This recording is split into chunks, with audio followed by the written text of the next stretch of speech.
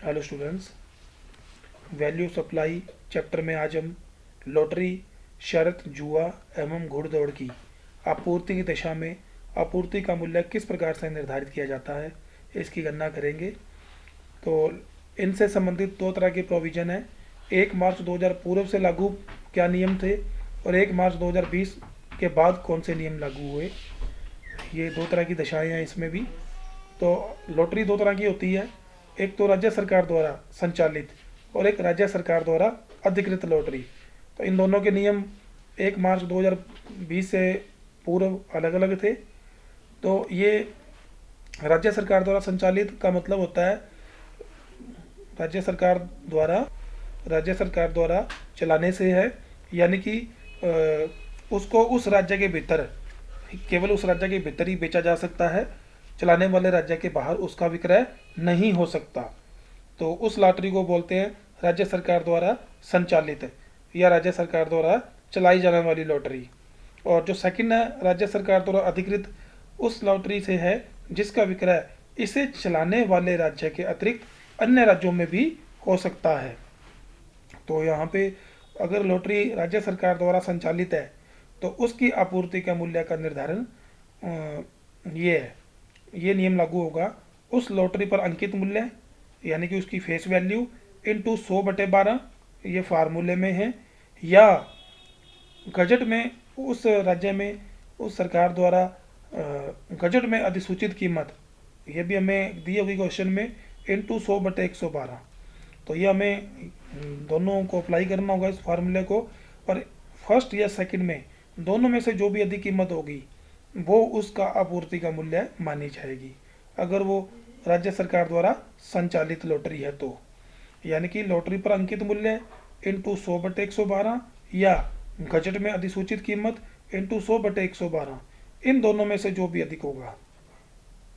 और अगर वो लॉटरी राज्य सरकार द्वारा अधिकृत है, यानी कि उसको अन्य राज्यों में भी बेचने की अनुमति है किसी भी राज्य में, तो यहाँ पे क्या करेंगे हम, लॉटरी पर अंकित मूल्य इंटू 100/128, यानी कि 112 के बजाय 128 हो जाएगा, या गजट में अधिसूचित कीमत इंटू 100/128, इन दोनों में से जो भी अधिक होगा वो उस लॉटरी की आपूर्ति का मूल्य माना जाएगा।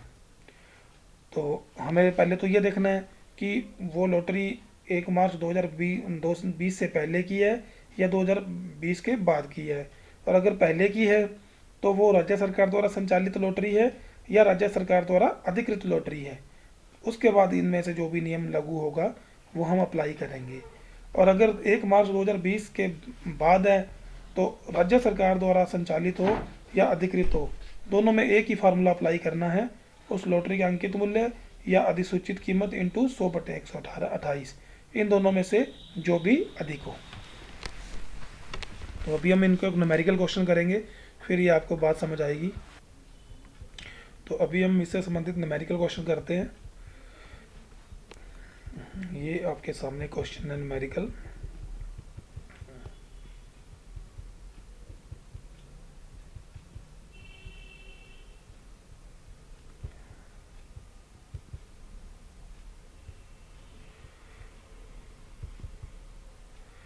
चलिए, ये क्वेश्चन शायद रह गए हैं, अपने नेक्स्ट वीडियो में करेंगे। इससे आगे वाला पॉइंट एक बार कर लेते हैं। न्यूमेरिकल क्वेश्चंस वो यहाँ पे नहीं दिए गए हैं आपको, जो लॉटरी वाले से। नेक्स्ट वीडियो में हम उसको कर लेंगे और इस रूल को दोबारा से फॉलो कर लेंगे। हम उससे अगला पॉइंट भी पहले थ्योरी का कर लेते हैं। शर्त, जुआ एवं रेस क्लब में आयोजित घुड़दौड़ में जीत की संभावना वाले कार्रवाई योग्य दावों का मूल्य है। शर्त के अंकित मूल्य या घुड़दौड़ में प्राप्त योग्य राशि के 100% के बराबर होगा। यानी कि शर्त, जुआ अथवा रेस क्लब में आयोजित घुड़दौड़ में जीत की संभावना वाले कार्रवाई योग्य दावों की आपूर्ति का मूल्य क्या माना जाएगा, शर्त के अंकित मूल्य या घुड़दौड़ में प्राप्त योग्य राशि के 100% के बराबर उसकी आपूर्ति का मूल्य माना जाएगा। इसी तरह से विदेशी मुद्रा के क्रय विक्रय के संबंध में आपूर्ति का मूल्य का निर्धारण किस प्रकार से किया जाता है, ये अभी हम देखते हैं। तो विदेशी मुद्रा के क्रय या विक्रय के संबंध में, जिसके अंतर्गत धन की अदला बदली भी शामिल है, सेवाओं की आपूर्ति का मूल्य सेवा के पूर्तिकर्ता द्वारा निम्नलिखित रीति से निर्धारित किया जाएगा। तो ये बड़ा इंपॉर्टेंट है। जब विदेशी मुद्राओं के क्रय विक्रय के संबंध में जो लोग व्यापार में लगे होते हैं, उनकी आपूर्ति का मूल्य किस प्रकार से द्वारा निर्धारित किया जाता है, ये इससे संबंधित नियम हैं। तो ये बड़े ही इंपॉर्टेंट है, आपको ध्यान से समझने हैं।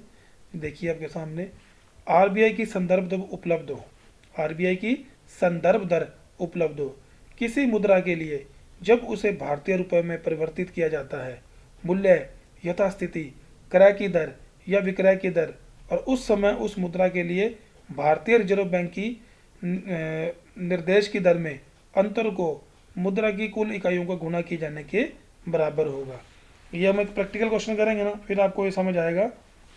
इसी तरह से जब आरबीआई की संदर्भ दर नहीं दी गई हो या उपलब्ध नहीं हो, उस दिशा में जहां भारतीय रिजर्व बैंक की निर्दिष्ट दर किसी मुद्रा के लिए उपलब्ध नहीं हो, तो वहां मूल्य मुद्रा की अदला बदली करने वाले व्यक्ति द्वारा प्रदान किए गए या प्राप्त किए गए भारतीय रुपए की सकल रकम का 1% होगा। अभी अपने जब प्रैक्टिकल क्वेश्चन करेंगे तो आपको ये बात समझ आ जाएगी। और यदि कोई भी चल मुद्रा भारतीय रुपए में नहीं बदली जाए, तो ऐसी स्थिति में सेवा का मूल्य उन दो राशियों में से कम वाली राशि के 1% के बराबर होगा, जो मुद्रा बदलने वाले व्यक्ति उसी दिन आरबीआई की संदर्भ दर पर किन्हीं दो चल मुद्राओं को भारतीय रुपए में परिवर्तित करने पर प्राप्त होगा। एक अभी न्यूमेरिकल करेंगे। इसी तरह से क्वेश्चन करते हैं, फिर आपको ये बात समझ आएगी। ये क्वेश्चन है, एग्जाम्पल ही है practical. PQR limited Bombay in an authorised person money changer registered under section 10(1) of FEMA 1999. It entered into the following transaction of money changing. ये एक PQR कंपनी है बॉम्बे में, जो कि मुद्राओं की, करेंसी की या मनी की चेंज करते हैं, जो उस व्यापार में पंजीकृत है फेमा एक्ट के तहत है। और उन्होंने गत वर्ष में ये ट्रांजेक्शन किए हैं। देखो, सोल्ड $5,000, सोल्ड $5,000 और $1 है 54 रुपीज़ के बराबर। परचेज्ड €6,000 और €1 की कीमत है 71 rupees. Purchased 8,000 GBP at 1 GBP 82 रुपये के बराबर है। Sold 10,000 units of currency ABC at the 1 ABC की वैल्यू है 25 रुपीज़। और इसी तरह से सोल्ड $30,000 फॉर 16,800 GBP, ये अदला बदली की है। ये तो खरीदे बेची मुद्रा, ये अदला बदली की है। और आरबीआई की जो रेफरेंस रेट है वो अलग अलग करेंसी की अलग अलग है। एक जो GBP मुद्रा है वो 83 रुपये के बराबर है, एक $53 53 के बराबर है और एक यूरो 72 के बराबर है। केंद्रीय वस्तु और सेवा कर नियम 2017 के नियम 32(2)(a) के तहत सेवा की कर योग्य आपूर्ति का मूल्य ज्ञात कीजिए। तो अब आपको ये बात समझ आएगी कैसे बदलना है इसको। Computation of value of taxable supply of service, computation of value of taxable supply of service. सबसे पहले देखो, ये जो $5,000 सोल्ड किए हैं, सेल ऑफ $5,000, तो देखो जो ये सेलिंग किस रेट में की है, 54 में सेलिंग की है। और जो आरबीआई की रेफरेंस रेट दी हुई है वो $1 की रेफरेंस रेट है 53।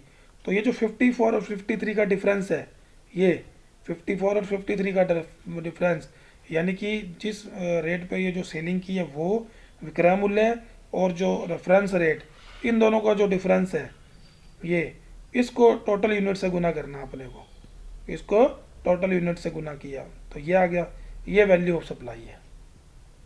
इसी तरह से ये जो परचेज किए हैं €6,000 और इसकी जो ख़रीद प्राइस है, परचेज वैल्यू है 71, और इसकी जो ये जो यूरो का रेफरेंस रेट है 72।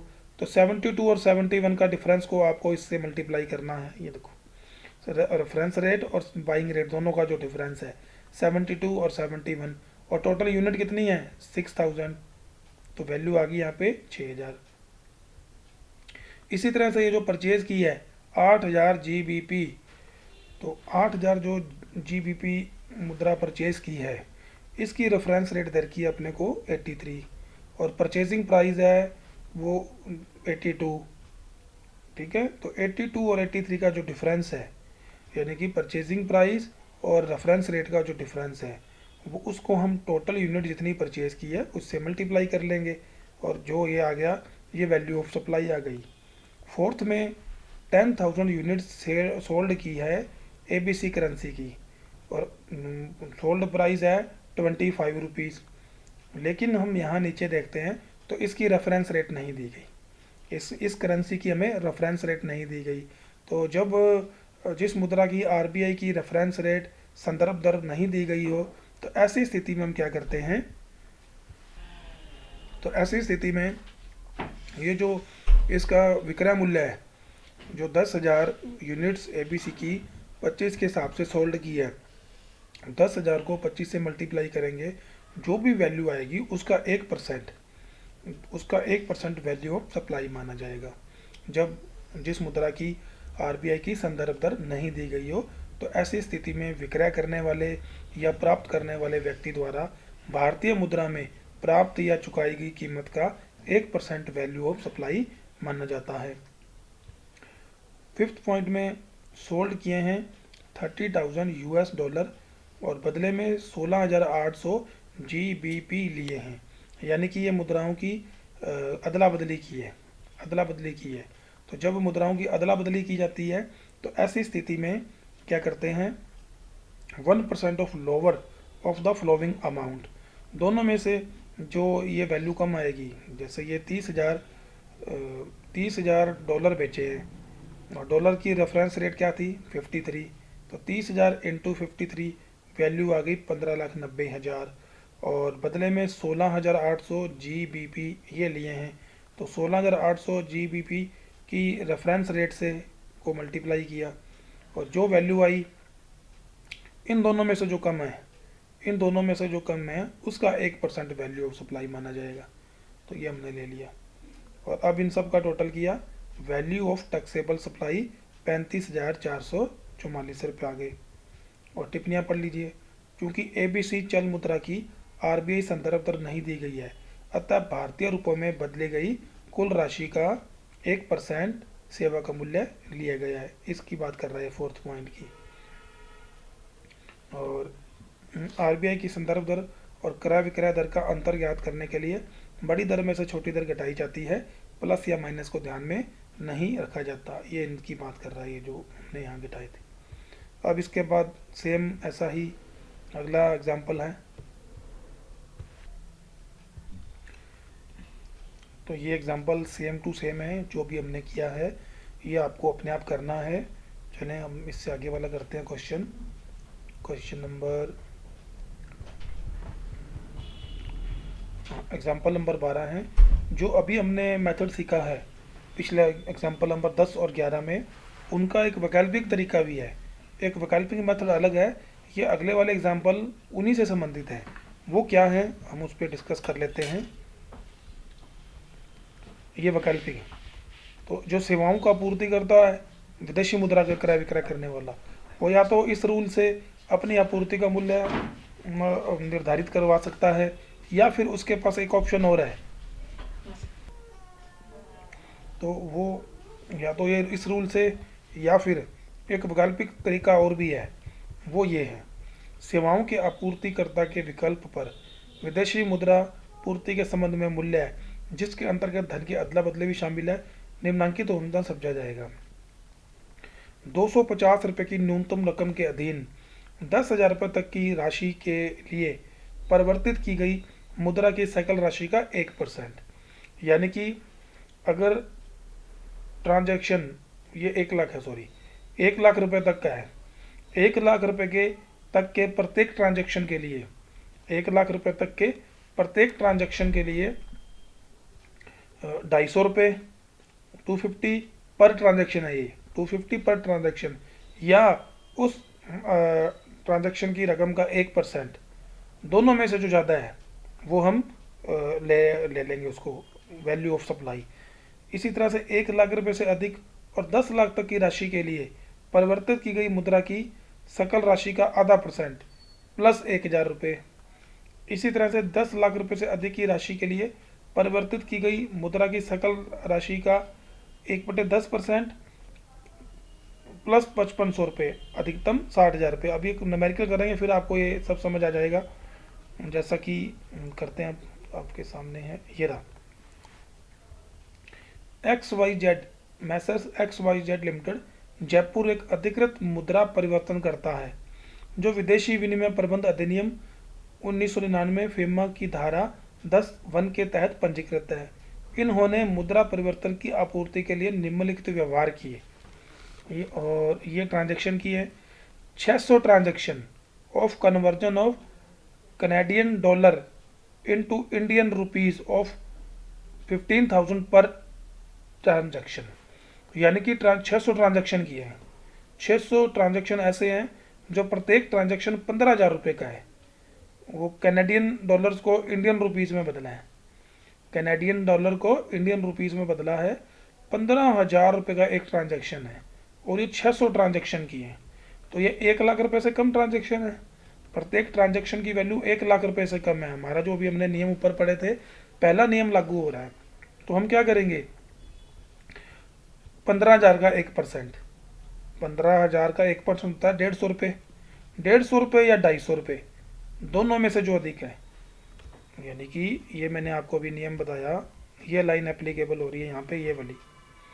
1,00,000 रुपये तक की राशि के प्रत्येक ट्रांजैक्शन के लिए, 1,00,000 रुपये तक की राशि के प्रत्येक ट्रांजैक्शन के लिए उसकी उस रकम का 1% या 250 रुपये। 250 रुपये तो मिनिमम लगने ही लगने हैं, मतलब ये मिनिमम का मतलब दोनों में से कम नहीं है, मिनिमम 250 रुपये तो लगने ही लगने हैं पर ट्रांजैक्शन के लिए, 1,00,000 रुपये तक के प्रत्येक ट्रांजैक्शन के लिए। और अगर इससे ज़्यादा अमाउंट बनती है तो वो फिर 250 रुपये से ज़्यादा वाली रकम देंगे। तो जैसे ये 15,000 का ट्रांजैक्शन है, ये 15,000 का एक ट्रांजैक्शन है और कुल 600 ट्रांजैक्शन किए हैं, तो 15,000 का 1% होता है 150 रुपये। तो 150 रुपये और 250 रुपये में से जो ज़्यादा होता है, तो कम से कम 250 रुपये तो लगने ही लगने हैं पर ट्रांजैक्शन के, कम से कम 250 रुपये तो लगने ही लगने हैं पर ट्रांजैक्शन के। तो इस 15,000 का जो एक ट्रांजैक्शन है, 15,000 का 1% होता है 150 रुपये। 150 रुपये या 250 रुपये, दोनों में से ज़्यादा कौन सा है, 250। उस 250 को 600 से गुना करेंगे, क्योंकि एक ट्रांजैक्शन के मिनिमम 250 रुपये तो लगने ही लगने हैं। तो वैल्यू ऑफ सप्लाई आ गई, ये रहा। Conversion of Canadian dollar into Indian rupees, 15,000 रुपये पर ट्रांजैक्शन। तो 15,000 का 1% होता है 150, 150 या 250, 250 नियम में है, दोनों में से जो ज़्यादा है वो वैल्यू हम लेंगे एक ट्रांजैक्शन की। तो एक ट्रांजैक्शन की फीस है या वैल्यू ऑफ सप्लाई है 250 रुपये। 600 ट्रांजैक्शन किए हैं ऐसे 15,000 वाले, तो वैल्यू ऑफ सप्लाई आ गई उनकी कुल मिला के 1,50,000। चलिए आगे सेकेंड लाइन पढ़ते हैं। 300 ट्रांजैक्शन ऐसे किए हैं, 300 ट्रांजैक्शन जो इंडियन 1,00,000 रुपये का एक ट्रांजैक्शन है। तो 1,00,000 रुपये का एक ट्रांजैक्शन है, तो 1,00,000 का 1% कितना होता है, 1,000। 1,000 और 250 रुपये में से जो ज़्यादा है, 1,00,000 वैल्यू एक ट्रांजैक्शन की है, 1,00,000 का 1% होता है 1,000। 1,000 या 250 रुपये तो मिनिमम लगने ही लगने हैं, इन दोनों में से जो ज़्यादा है। तो अब इस बार 1,000 रुपये ज़्यादा है, तो 1,000 तो एक ट्रांजैक्शन किए हैं, 300 ट्रांजैक्शन में कितने रुपये हो गए, 3,00,000 रुपये। ये वैल्यू ऑफ सप्लाई है। चलिए आगे, और 1,00,000 रुपये से जो ज़्यादा ट्रांजैक्शन होते हैं उसमें क्या करेंगे, 1,00,000 रुपये से जो 10,00,000 रुपये के बीच में जो ट्रांजैक्शन है उसमें क्या नियम लागू होता है, देखो आप पढ़ लो। 1,00,000 रुपये से अधिक और 10,00,000 रुपये तक के प्रत्येक ट्रांजैक्शन के लिए जितनी मुद्रा हम परिवर्तित कर रहे हैं उसका आधा % प्लस 1,000 रुपये, उसका आधा % प्लस 1,000 रुपये। अभी यहाँ फॉलो करते हैं इस नियम को कैसे, आधा % प्लस 1,000 रुपये, आप तो ये याद रखो। हाँ ये रहा। तो 100 ट्रांजैक्शन ऐसे किए हैं 7-7 लाख रुपए के हैं, 100 ट्रांजैक्शन 7-7 लाख रुपए के हैं। तो देखो 6 100 ट्रांजेक्शन 7 लाख रुपए पर ट्रांजेक्शन। तो पहले 1 लाख रुपए तक के लिए तो वही हो गया, पहले 1 लाख रुपए तक के लिए तो 1,000 रुपये हो गया 1%, और बाकी जो बचे 6 लाख रुपए उसका आधा परसेंट, 6 लाख का आधा परसेंट 3,000 रुपये हो गए। 3,000 और प्लस 1,000 भी, एक पहले जो 1 लाख रुपए तक के ट्रांजेक्शन ना उस पर तो 1,000 रुपये लगने ही लगने हैं जो यहाँ पे भी लगे थे। बाकी जो बच गया पैसा 6 लाख, 6 लाख का आधा परसेंट 3,000, 3,000 प्लस 1,000 4,000, और ये 100 ट्रांजेक्शन थे। कितने थे ये? 100 ट्रांजेक्शन थे। तो इनकी वैल्यू कितनी आ गई? 4 लाख रुपए। चलिए आगे क्या है? आगे है, और चौथा नियम और पढ़ लेते हैं। यदि 10 लाख रुपए से अधिक ट्रांजेक्शन है, 10 लाख से अधिक की राशि के लिए परिवर्तित की गई मुद्रा की सकल राशि का 1/10% प्लस 5500 रुपये और अधिकतम 60,000 रुपये। तो इस नियम को कैसे फॉलो करेंगे देखिए। हाँ, अब इसने 100 ट्रांजेक्शन किए हैं, 100 ट्रांजेक्शन ऐसे किए हैं जो 500 लाख रुपए का एक ट्रांजेक्शन है, 500 लाख रुपए का एक ट्रांजेक्शन। पांचवा नियम था ये। तो conversion of Swiss franc into in 700 lakh रुपए पर ट्रांजेक्शन। तो 700 लाख में से 10 लाख घटा दो, क्योंकि जो पहले 10 लाख है ना उसके लिए 5500 रुपये पर ट्रांजेक्शन के हैं, 5500 रुपये पर ट्रांजेक्शन के हैं। तो बाकी बचे 690 लाख, 690 लाख का 0.10%, 690 लाख का 0.10%। तो इन दोनों को जोड़ दिया और 150 ट्रांजेक्शन है, इनको जोड़ दिया और 150 ट्रांजेक्शन है, और 60,000 रुपये मैक्सिमम लगेंगे, 60,000 रुपये मैक्सिमम। यहाँ पे मैक्सिमम की बात हो रही है। तो इन दोनों में से जो कम होगा वो per transaction value of supply माना जाएगा। और तो ये 60,000 रुपये कम आएगा, ये 60,000 रुपये कम आएगा जो नियम में है। तो 60,000 को हमने 150 से मल्टीप्लाई करेंगे, क्योंकि कितने ट्रांजेक्शन थे? ये 150 ट्रांजेक्शन थे ऐसे, 150 ट्रांजेक्शन। ये बोले कितने थे? ये चौथा और पांचवा पॉइंट सेम ही है, ठीक है। उसके बाद जो लास्ट पॉइंट है, 500 transaction of conversion of Swiss France into Frank into Canadian dollar of 24,000 रुपये पर ट्रांजेक्शन। तो लास्ट में क्या कह रहा है? 500 ट्रांजेक्शन ऐसे किए हैं और प्रत्येक ट्रांजेक्शन 24,000 रुपये का है। तो इस पर तो वो पहला नियम ही लागू होगा, 1 लाख रुपए से नीचे का ट्रांजेक्शन है। तो 1 लाख रुपए से नीचे का ट्रांजेक्शन होता है उसका 1% या 250 रुपये, दोनों में से जो ज़्यादा है। तो 24,000 का 1% तो होता है 240 रुपये, या 250 रुपये अपना है ही, तो 250 रुपये ले लेंगे। 250 को 500 से मल्टीप्लाई, तो वैल्यू ऑफ सप्लाई आ गई 1,25,000 रुपये। तो total value of taxable supply होगी 1,54,25,000 रुपये। तो ये एक विकल्प ये भी है। अब इसमें दोबारा से समझ लें अपने, इसमें 3 तरह के नियम हैं। जब ट्रांजैक्शन की वैल्यू 1 लाख रुपए तक हो, और जब 1 लाख रुपए से लेके 10 लाख रुपए के बीच में हो, और जब 10 लाख से भी ज़्यादा हो। ये एक ट्रांजैक्शन की बात कर रहे हैं हम, प्रति ट्रांजैक्शन की। तो जब ट्रांजैक्शन की प्रति ट्रांजैक्शन की वैल्यू 1 लाख रुपए तक हो तो क्या नियम होता है? उस प्रत्येक ट्रांजैक्शन की जो भी वैल्यू है उसका 1% या मिनिमम 250 रुपये तो लगने ही लगने हैं, पर ट्रांजैक्शन का 1% या 250 रुपये, विच एवर इज हायर। तो ये जो पहला और ये लास्ट वाला सेम है। और जब ट्रांजैक्शन की वैल्यू 1 लाख रुपए से ज़्यादा हो और 10 लाख रुपए तक हो, 1 लाख रुपए से ज़्यादा और 10 लाख रुपए तक हो, तो क्या करते हैं अपने? पहले 1 लाख तक के लिए तो यही 250 रुपये, 1% सॉरी, पहले 1 लाख तक के लिए तो 1% प्लस शेष राशि का 1/10%, दोनों जोड़ के प्रति ट्रांजैक्शन से गुना कर देते हैं। ये रहा 1 लाख रुपए से अधिक और 10 लाख तक की राशि के लिए परिवर्तित की गई मुद्रा की सकल राशि का आधा % प्लस 1,000 रुपये। और जब ट्रांजैक्शन 10 लाख रुपए से भी ज़्यादा हो, 10 लाख रुपए से ज़्यादा हो ट्रांजैक्शन, तो पहले 10 लाख के लिए तो अपने ही हो ही गए पैसे 5500 रुपये, और शेष राशि का 1/10%, ये दोनों को जोड़ के या 60,000 रुपये, दोनों में से जो ज़्यादा हो, मैक्सिमम सॉरी, दोनों में से जो कम हो। ये पॉइंट यहाँ लागू है, यहाँ पे ये जो ट्रांजैक्शन 10 लाख से भी ज़्यादा थे, तो उसमें से वो अमाउंट या 60,000 रुपये, मैक्सिमम 60,000 रुपये लेने हैं अपने को इनटू पर ट्रांजैक्शन। तो इस प्रकार से हमने ये भी सवाल भी किया, ये भी अच्छा सवाल था। अब इसी से मिलता जुलता सवाल ये 13 नंबर है, जो आपको अपने आप करना है, 13 नंबर। हाँ, और बाकी जो शेष रह गए हैं हम वो इस नेक्स्ट वीडियो में वो करेंगे। लॉटरी वाले और कुछ छोटे से और एग्जाम्पल हैं 2-3, वो नेक्स्ट वीडियो में करेंगे। इस वीडियो में हमने अब तक लॉटरी, शरत, जुआ से संबंधित की आपूर्ति की दशा में आपूर्ति का मूल्य किस प्रकार से ज्ञात किया जाता है ये ज्ञात किया, और विदेशी मुद्रा के क्रय विक्रय के संबंध में आपूर्ति का मूल्य किस प्रकार से निर्धारित किया जाता है ये किया।